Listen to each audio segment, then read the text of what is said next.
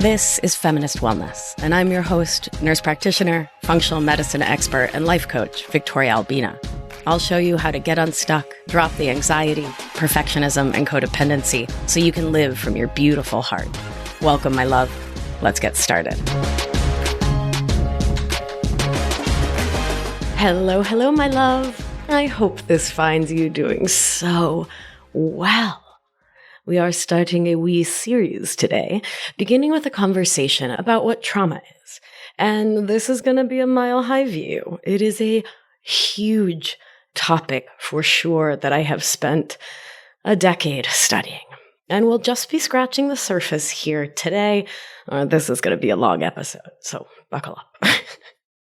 Next week, we'll enter into a conversation about intuition and how to tell if it's trauma or your intuition talking, followed by a discussion around making decisions and listening to your inner discernment. So let's dive in. I feel like everyone is talking about trauma these days.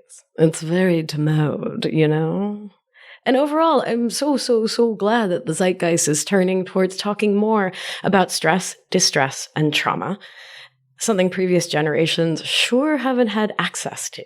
And as someone who works with the nervous system, I've been doing that for a long time now, who talks about and coaches from a polyvagal framework here and on the daily and anchored my 6-month program, I believe it's high time we pause and talk about what trauma is and how it can shape our lives because it really, really matters. So trauma occurs when life gets too lifey for our nervous systems to handle. When something terrible happens and we don't get the co-regulation or outside calming support that we need in that moment to be able to regulate our emotions and our nervous system, to calm ourselves and to come back to a felt sense of safety and okayness in the world and in our own bodies. So a thing happens. Your nervous system activates to respond to the thing, and no one comes to support you in feeling safe and coming back into your body. And so that experience gets coded as stress, distress, or trauma by your mind, body, and nervous system. And that's the sort of order, the level of it. Things can feel like just a stressor. You get more overwhelmed, it's distress, and then boom, life threat, trauma. You know, I love my metáfora. So with winter just underway here in the Northern Hemisphere, we are all getting our winter woolies out. Imagine you open a big old box of wool sweaters and you find one you put away right after your last big hike last winter, not realizing it was super sweaty and stinky.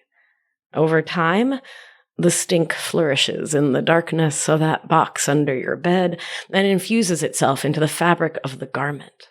And you don't even notice until you put it on and get it all warmed up, and boom, a year ago's sweat, the perma-stink of life, is making itself known in a subtle or dramatic way. Trauma is like that stink. You might not even realize it's there until you start to get a little whiff and think, that couldn't be me. I showered this morning. And then slowly as the day wears on, you realize that yes, in fact, the proverbial stink is coming from inside the house. Or rather, the sweater. There was an event, the hike, and it imprinted on the sweater and comes to the surface under stress. And the beautiful thing is that like your aromatic sweater that can be washed and distinct, trauma can find healing and care and regulation so that your nervous system doesn't have to react to the world like you're a scared little kiddo in a traumatic situation anymore, which is so beautiful. Trauma can find healing. So let's talk more about it. First up, you may have heard folks talking about big T and little t trauma, where big T means things that are potentially or actually immediately life-threatening, like war, assault, abuse, vehicle accidents, natural disasters, shootings, etc. Those are called the big T traumas, kaboom kind of trauma. And then the little t are the things that many of us wouldn't call trauma per se, but certainly count in my book. Interpersonal conflict, a partner cheating, moving often, legal, financial trouble, or worry, getting a divorce, or your parents getting a divorce. And I would, of course, add the impact of living in a body marginalized by the patriarchy, white settler colonialism, ableism, xenophobia, etc. Developmental trauma, early trauma, or attachment rupture trauma are all terms used in the literature to describe childhood trauma such as chronic abuse or neglect or other adversity in one's childhood home, and definitely can include the impact of chronically not being attuned to the way we need it, which means that we experience stress that was too much for our tiny nervous systems, and our caregiver wasn't able or willing to reduce this stress with us. Or they amplified the stress, sometimes without realizing it, or is the cause of the stress. Evidence shows, studies show, that parents are deemed good enough, that's the term in the literature, if they show up the way we need at least 30% of the time and attune to us as children. And if you're a parent, I hope you're breathing out a big sigh of relief there. You don't have to be perfect to not traumatize your children. 30% or more will do. And when we don't get that attunement, when we're chronically not attuned to or showed up for, our nervous system cuts to believing that we are alone in the world, that we don't matter, that we aren't safe at home or with our people, that our emotional self, our authentic whole self isn't safe. And those are all terrifying things for a wee kiddo to believe. And that is developmental trauma because it registers in our brains as a huge sign of not being safe. And the kind of developmental trauma we often experienced when we were raised in homes with codependent, perfectionist, and people-pleasing caregivers led us to learn really early to hide ourselves away, to stay small and quiet, to put ourselves last, or to always steal the show, to clamor for attention and care and love because we don't think we're worthy of it. We learned that we're not okay. We aren't safe if we aren't A+ gold star perfect. And so we become go-getters at a cost to our peace, our joy, our spirits, on and on. And there's a trauma there that's around our conceptualization of self in relationship to the world and safety. And all of that is often referred to as small t, but I sure don't think the impact of those early childhood experiences is small at all. And in fact, something as seemingly innocuous as early childhood surgery, immigration, a big move away from family, or feeling disconnected from your caregivers chronically, more than 30% of the time, can have psychologically, physiologically, and neurochemically enormous impacts on an immature nervous system. If a child's nervous system is not able to fully digest the events of life, to really comprehend the upsetting feelings they may be feeling, particularly if they are left alone to carry and process them, then they can remain highly attuned, aka vigilant or hypervigilant in nervous system speak, to situations that remind them of the upsetting event. For example, a child who's lost a beloved grandparent with whom they were very close, who was a truly safe person for them, without adults showing them understanding and helping them to really connect in with their feelings about what the loss meant to them, may have difficulty allowing themselves to get too close to others as adults. The slightest whiff of potential loss, rejection, or abandonment can bring that trauma experience to the surface in confusing and painful ways. We can then push away connection when connection is what we most want. My beauty, I don't love that big little t language because trauma isn't what happened. It's how your nervous system reacted to it. And the impact on your life from a kaboom or a slow burn, thousand knives kind of trauma can be similar in how it impacts you, your sense of self, and how you relate to others and the world in the long run. I particularly don't love this language for us emotional outsourcers, my term for folks with codependent, perfectionist, and people-pleasing habits, because we tend to minimize the impact of the things that have happened to us. And because we're so used to tolerating a whole lot of BS to just get by, we rationalize, believing it's like this for everyone, so it's not like a big deal, right? Which leads us to shame ourselves for reacting to life in ways that could be seen as dramatic or an overreaction. So we stuff it all down, buffer against it, harming ourselves even further without even realizing it. And we don't even realize the profound impact of those so-called little t traumas on our sense of self and worth, on our ability to form, sustain, and thrive in healthy relationships, interdependent relationships, across the board. That is to say, this stuff can really mess you up.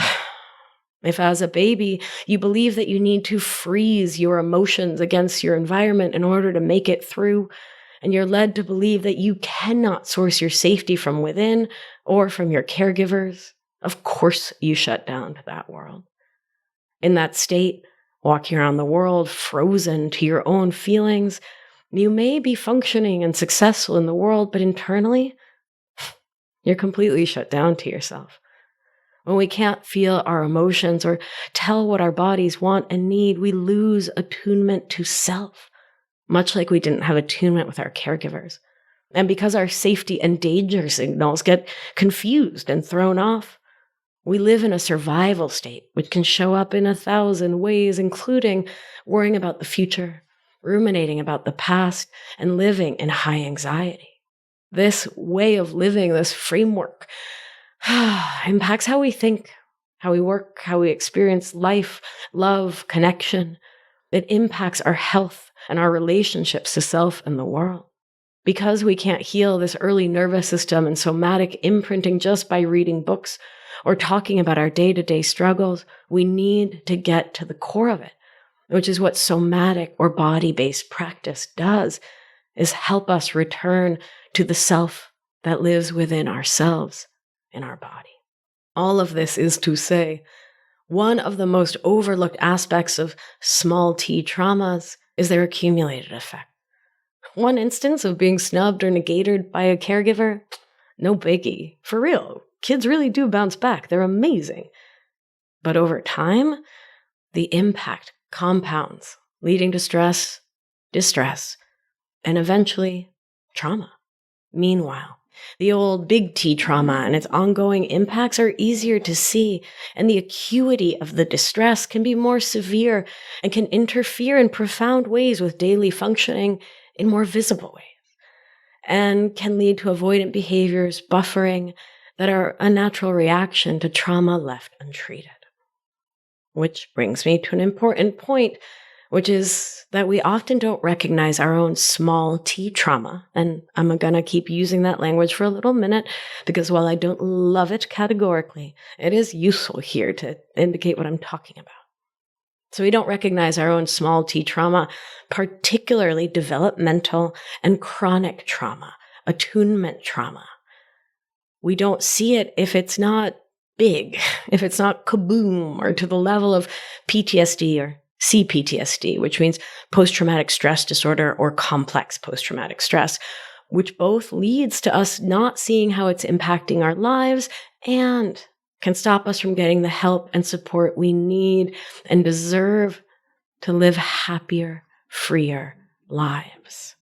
So again, trauma isn't what happened, meaning that something that's traumatic to you may not be traumatic to me, and vice versa. It's how your individual and perfect nervous system reacted to the event or string of events. For example, siblings growing up in the same house or soldiers in the same foxhole may come out of those situations with very different experiences. One may feel traumatized and one might not, because, again, it's very individual, even in the same situation. While science doesn't fully understand all the mechanisms at play, what we do know from polyvagal theory, the work of Stephen Porges, PhD, is this. An event will register as stress, distress, or trauma based on whether your nervous system sees that event as a threat to your life and safety. And if it does, it sends you into sympathetic activation, which floods your body with adrenaline and later cortisol, stress hormones. If that happens enough, or if the stressor doesn't stop, then your nervous system seeks to keep you alive by taking you into dorsal vagal, the disconnected, checked out part of the nervous system, shuts you down, and eventually sends you into a feigned death state where you're fully checked out of life, detached from others, from self, from your emotions. For more on polyvagal theory, and I go into a lot of detail, listen to episodes 174 and 48 in that order. Okay, my beauties. So, we have a picture, an idea of what trauma is. It is an intense bodily nervous system reaction to a life event or series of life events. So how do you know if you have trauma?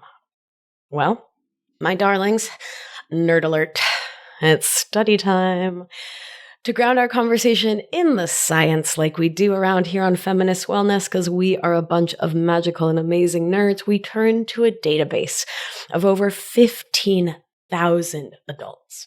The study known as the Adverse Childhood Events, or ACEs study, which was started in 1995 in California and is still ongoing, and looks at the association between developmental trauma and physical and mental illness.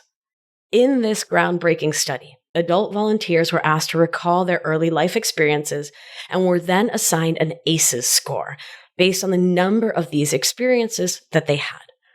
Statistically significant and exponentially higher rates of early illness, serious physical health outcomes, so-called high-risk health behaviors, and all-cause mortality were found in those with higher numbers of adverse experiences. The data collected and analyzed since 2010 show that, and I do quote, there is a strong dose-response relationship between trauma and poor health outcomes, which means, in less nerdy speak, that the more developmental trauma one had as a child, the more illness you may have as an adult when you disregard or control for high-risk health behaviors. Disconcertingly, when the study was expanded across 33 U.S. states, 20% of adults reported an ACE score of 3 or more, which is a not insignificant amount of trauma to have lived in one's childhood. So, we know that many of us have had traumatic experiences. With acute or shock trauma, the accident, the assault, the big kaboom event, the symptoms can be more clear-cut. And I want to focus the rest of our conversation on the more subtle traumas, the chronic traumas of everyday life, the developmental trauma that impacts so many aspects of our lived experience and is harder to see because it's quieter or comes out as like, oh, she's just like really bad at relationships. But when the root cause could be trauma. Many of us live for decades or a lifetime not understanding how health struggles, challenges in relationships, friendships, or work, money issues, failure to launch can be tied to early childhood or developmental trauma. And sadly, time doesn't heal these kinds of wounds. We need to take action to support ourselves in new ways, to create a new way of living, to de-stink the sweater, and to start living the way we want to. Less reactive to life from our old traumatic wounds and more responsive from a regulated nervous system. Some of the signs that early trauma could be impacting you include, and are certainly not limited to, chronically feeling stuck and like there's internal resistance to change, which we talked about in episodes 180 and 181. When all the affirmations and thought work in the world just aren't leading to the kind of change that you, or if you're a clinician or a coach, then your client or patient wants to see in life. When you feel like Sisyphus pushing that eternal boulder up a hill, like there's something inside blocking you from growth and change. Next, fatigue and exhaustion are your norm. No matter how many doctors and health gurus' advice you follow to the T. And it's like that boulder is living on your shoulders forever and you just can't find your way out from under it no matter what you do. Now, could that be low B12? Low D3? Lyme disease? Depression? Totally.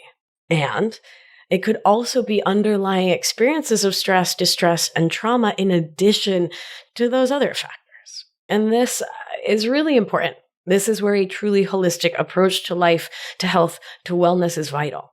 So I had low B12 because I wasn't able to absorb it, because I had chronically slow digestion, because I had chronically low stomach acid, because my nervous system was dysregulated because of early childhood trauma, and because I had a parasite and a bacterial overgrowth, right? So it's not just the one thing when you're looking at systems as complex as the human mind and body. And please don't trust anyone who whittles it all down to, oh, it's just your trauma, or, oh, it's just the parasite. There are many things interplaying, right? Next, living with a lot of fear and anxiety, even though rationally there's nothing to be afraid of.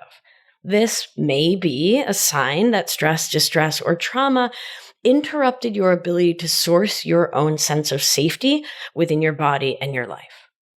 One of the things that happens when we have what the literature calls a trauma response is that we get activated or shut down in our nervous systems. We leave ventral vagal, the safe and social part, and that experience takes us out of this present moment and takes us to the past, to the moment of trauma, generally the first or the worst instance, taking us out of presence with our capable adult selves. A beautiful remedy is the practice of orienting, and you can get a free guided orienting practice on my website at victoriaalbina.com. So right at the top of the page, there's a banner, and you can click there and it will take you to that offering. You can download it, FREE, because I love you. Orienting is a really vital skill for all of us to have for ourselves and anyone who's in a moment of anxiety or panic. So again, complexity there. There's a lot of reasons for fear and anxiety. Stress, distress, and trauma may be one of them. Next, you find yourself chronically numbing out or buffering often, and it's hard to stay in your body or feel emotions. And this was a huge one for me. I lived the first, I want to say 35-ish years of my life in a deep internal freeze, not really able to feel my emotions other than sad, mad, and glad, because I was living in a dysregulated nervous system secondary to trauma, which had taught me that feeling my feelings and being in my body, which was one of the sites of early childhood trauma, was not safe or smart. So I didn't reside there. I wasn't living inside of me. I was living externally, out in the world, getting the degrees, getting the accolades, getting the certifications, but not feeling my feelings.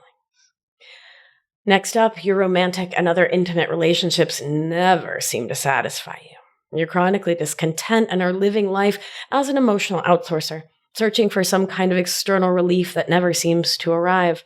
You try to set healthier, more self-loving boundaries, but don't seem to ever be with people who are ready, willing, and able to hear, respect, and honor those boundaries. And this is so common for us, because without realizing it, we're recreating our childhood caregiver relationships and our romantic relationships in an attempt to source or create a different outcome with the same old behavior. So we find ourselves chronically living in and managing unhealthy relationships, taking on too much of the burden, too much of the blame, feeling the sense of urgency to fix that other person's life or to change them, and feeling disconnected from self, unsafe in an emotional way with ourselves and in our relationships. Finally, your health is challenging and you just can't find the help you need. New symptoms emerge seemingly out of nowhere, and you just can't manage to feel actually truly well. You may have been diagnosed with concerns like chronic fatigue, fibromyalgia, chronic pain, or may struggle with migraines, interstitial cystitis, severe PMS, digestive concerns, anxiety, or depression. And you take all the medication and the supplements, you go to the specialist, you change your diet, you do all the medical everything, and despite your most dedicated effort, things don't really resolve. Or if they do, your symptoms come roaring back again and again, especially when you're stressed out or life gets really lifey. Again, this is not an exhaustive list at all. It's just a few of the top things I see in folks with developmental trauma or interpersonal relating trauma. You can also know that you have trauma if you remember trauma in your lifetime. Not all of us develop symptoms. We don't all develop the same sort of responses or reactions or ways of showing what we've been through. It's super individual. So trust yourself, trust your body, and trust that what you know to be true about your life is your truth. As we always do here on the show, I want to make sure to spend some time talking about the remedies. This is in absolutely no way on earth an exhaustive list. It's just a few things you can start to do to support yourself. First up is remember that none of the following things are a magic silver bullet. It's about adding one little thing at a time, kitten step style, trusting that it will add up to healing magic in its own time. Baby, this is slow work. Remembering that is the most important first step, my love, and can help disperse a bit of the shame and guilt and urgency that come with the territory here. 2, get real about it. I didn't even realize how much trauma was living in my body and how it was shaping my relationships for so long. Getting real about what you've been through and how it's impacted you is so vital, my darling. And if you don't remember what happened, but you know it happened, trust your body. My baby, getting real about it is really important because you can't heal what you can't see after all, and shoving it down, trying to buffer against it, it doesn't work. Working with a coach, a therapist, even a beloved, trusted friend to start looking at your past to see what the what is there can be really helpful. Alternately, you can start with what the what is now. The science around trauma and trauma treatment shows us clearly that we do not need to retell the story of our traumas to shift or change them. I cannot emphasize that enough. You don't have to retell the story. We can start with how we're thinking, feeling, and living now.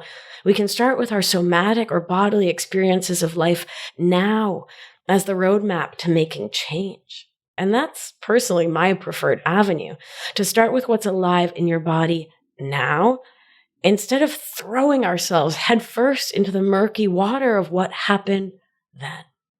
3, psychoeducation. It wildly and radically changed my life to start to understand what was happening in my body when I was getting activated into sympathetic or shut down into dorsal.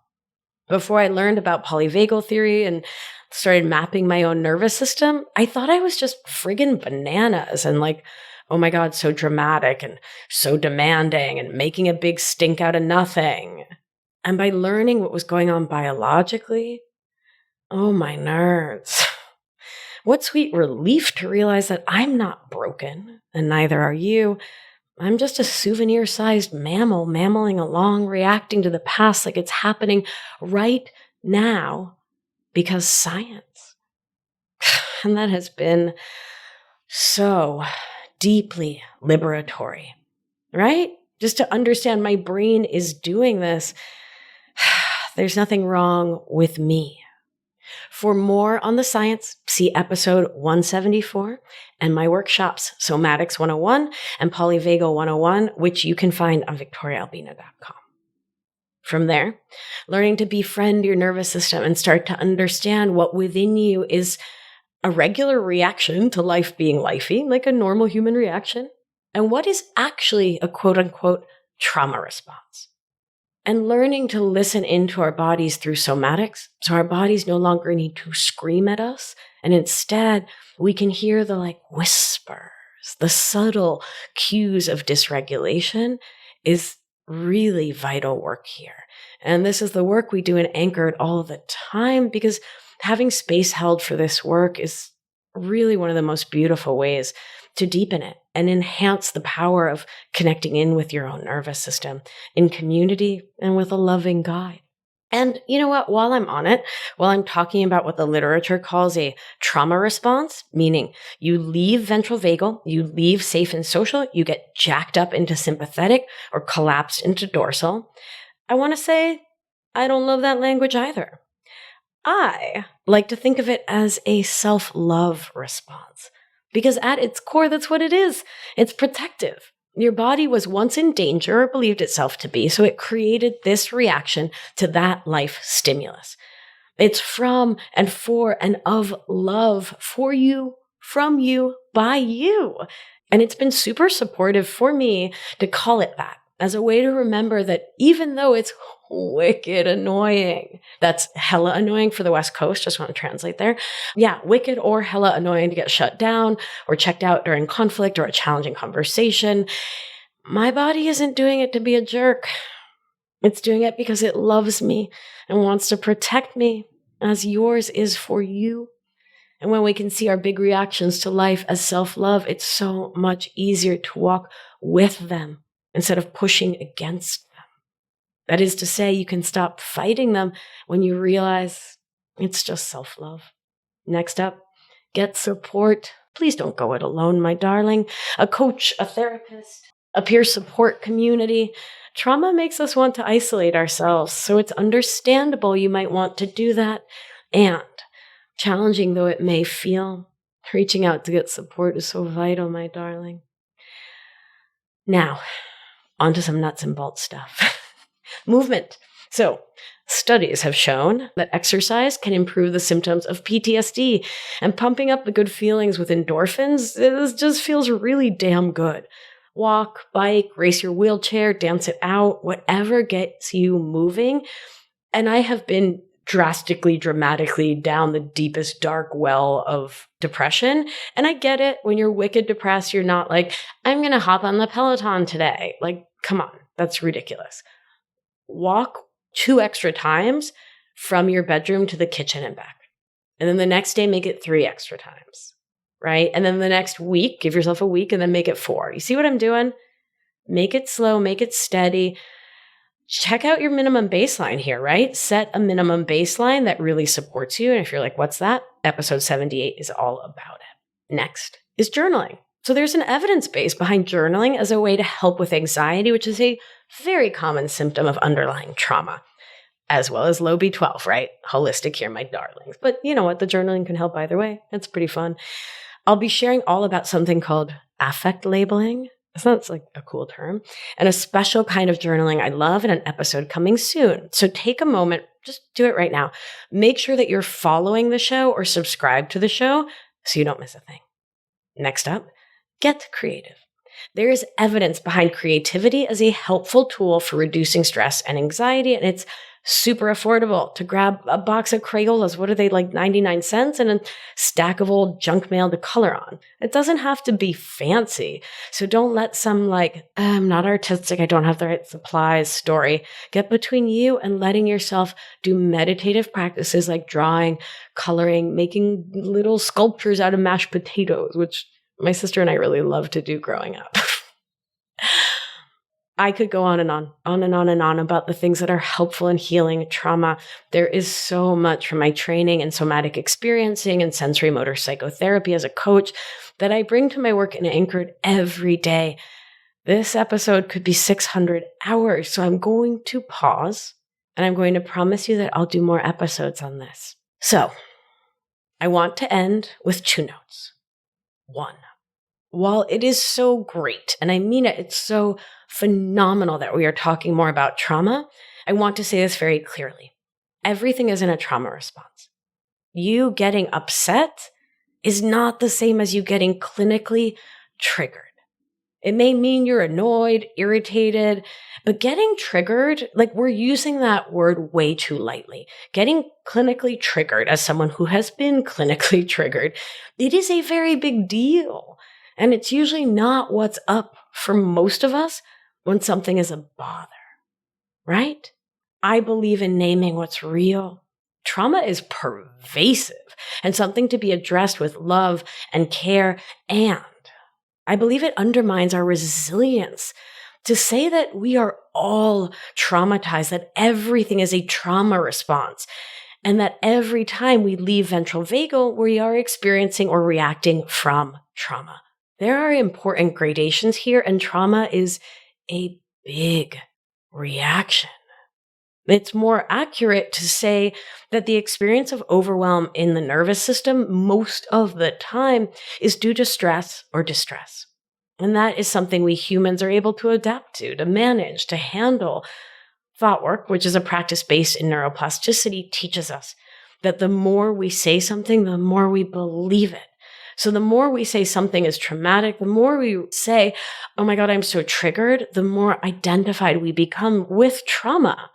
And the more we react to life just being lifey, as though it was something that rises to the level of a life threat event, which is what a trauma reaction response is, when that's often not the case. My beauty, it's okay to say that something was stressful or distressing or just friggin' lousy. We don't need to label it as traumatic for it to have sucked and to be something that we want to work with or on, something that is upsetting. It is valid to be upset and to work with stressful and distressing experiences. They don't have to be traumatic to count. And thought work also shows us that what we say about ourselves, we live into.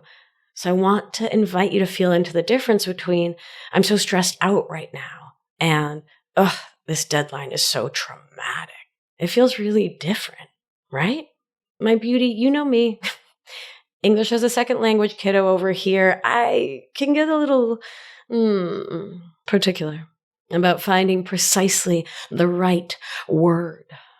And this isn't about that. It's not about somatics.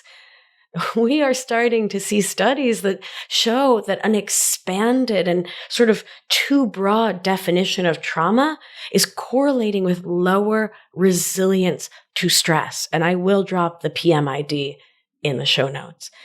And that is the opposite of what we are trying to foster when we open our hearts and our minds to working collectively with the stress, distress, and trauma that is alive and well on this planet in this moment. It is absolutely necessary that we start to see that the things that we once believed were the causes of trauma, big T trauma, kaboom trauma, it's so much more than that.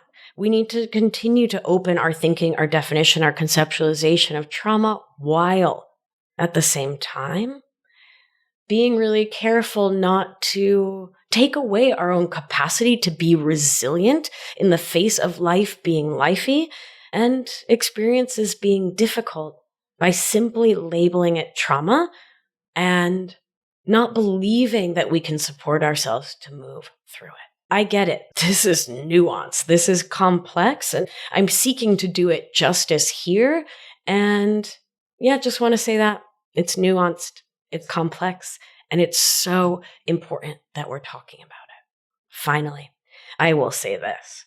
If you have a trauma history, particularly one that meets the PTSD, CPTSD criteria, coaching with a coach who is not also a therapist is not the first step for you, my perfect darling. Therapy with a specifically trauma-trained therapist is one who knows things like EMDR, internal family systems, other trauma-based work. Once you are stabilized and able to function in the world the way you want to, then coaching is a gorgeous and glorious next step. My beauty, come join Anchored. It's the perfect place for you. And stabilization first, being able to feed yourself, showers, get groceries without being clinically triggered, that is step one. And that is the arena of a trauma-trained therapist. So my love, thank you for listening. There's something exciting I want to share with you, which is next week is the 200th episode of the Feminist Wellness podcast. To celebrate this momentous occasion, I am doing a giveaway. Head on over to victoriaalbina.com/200giveaway to join us. The prizes are incredible. First prize is a 50-minute coaching session with me. Wow, that's going to be so great. Second prize is a pep talk for you on the topic of your choice, whatever you need some love, some care, some support around, setting boundaries, using your voice, being more embodied, whatever it is, I will record you a pep talk for you to download, keep on your phone, have with you at all times. And third place is a seat in my next breathwork group session. It's going to be so amazing. Head on over to victoriaalbina.com/200 giveaway to get all the details about how you can enter today. And I will announce the winners first thing in the new year. So you've got until December 31st to join us. So get on it. All right, my beauties, let's do what we do. Gentle hand on your heart should you feel so moved. And remember, you are safe. You are held. You are loved. And when one of us heals, we help heal the world. Be well, my beauty. I'll talk to you soon. If you've been enjoying the show and learning a ton, it's time to apply it with my expert guidance so you can live life with intention without the anxiety, overwhelm, and resentment so you can get unstuck. You're not going to want to miss the opportunity to join my exclusive, intimate group coaching program. So head on over to victoriaalbina.com/masterclass to grab your seat now. See you there. It's going to be a good one.